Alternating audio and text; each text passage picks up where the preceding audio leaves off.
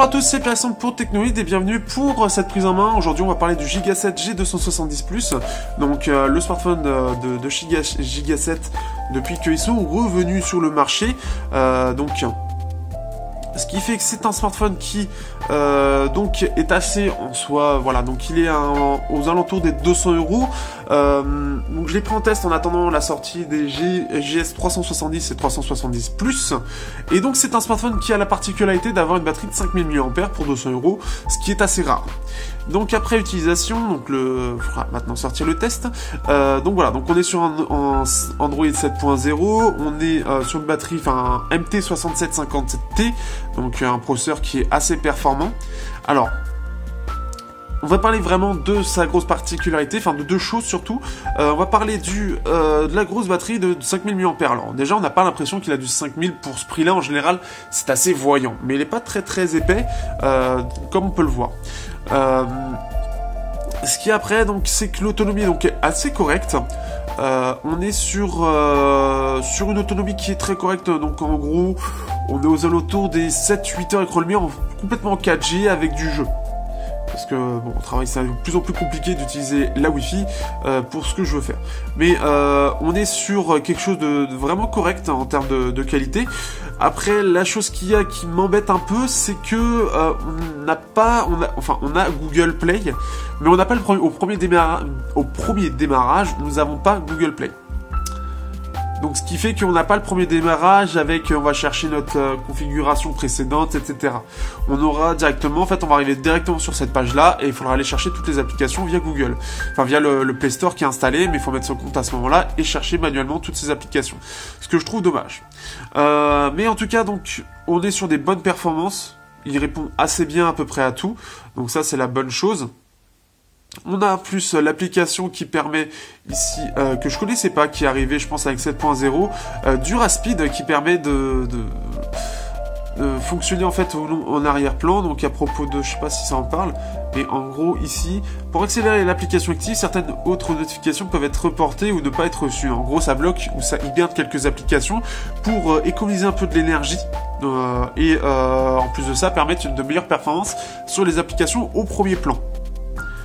Ensuite, donc là j'ai mis personnellement Google Now Launcher. Normalement on a le Launcher 3 qui est présent, donc ça fait que vous n'avez normalement pas ça ici. Après on a très peu de choses. Pour ceux qui veulent un Android pur, ça va être bien, puisqu'on a très peu de choses installées. Qu'est-ce que je peux dire d'autre? On a aussi un appareil photo qui malheureusement est très mauvais. Faut dire ce qui est. Alors si je vais dans mon application, l'application photo est hop ici, enfin l'application photo, on est sur un OmniVision, un OV13858.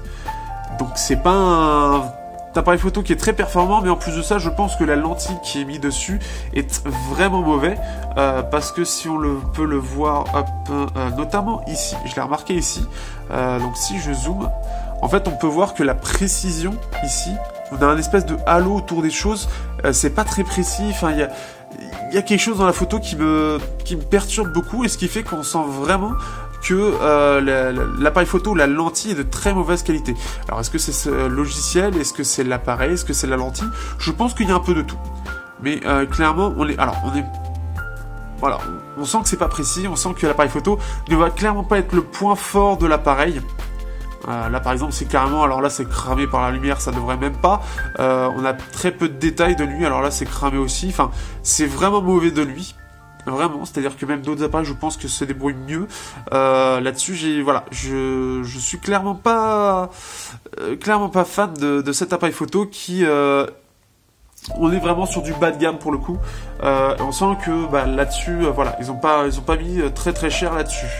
Ça c'est la chose. Le lecteur d'empreintes lui fonctionne bien, donc là-dessus pas de souci. Et je voulais parler d'autre chose, mais je sais plus quoi. Alors bien sûr on est toujours du USB type B, on a les touches ici qui sont pas rétroéclairées, ça se voit. Après voilà, c'est une prise en main qui va être très rapide, mais j'ai pas grand chose à dire sur ce téléphone.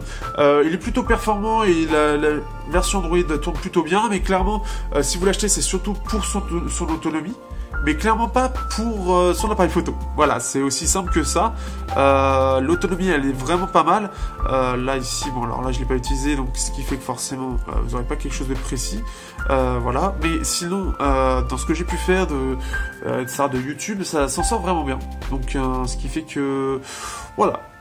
C'est un bon appareil qui ne se distingue pas, qui ne se distingue que par son autonomie, mais qui n'a pas vraiment d'autres points forts en fait.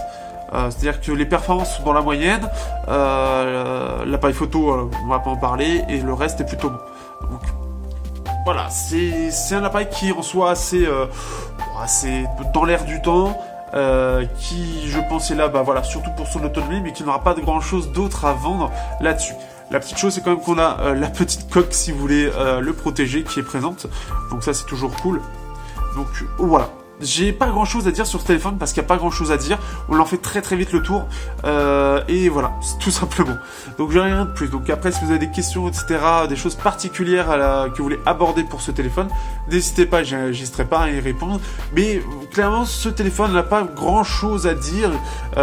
Il fait son taf. Il le fait pas bien sur la photo, mais il le fait bien sur l'autonomie. Tout simplement. Et je vous dis à bientôt pour le test sur Technovid.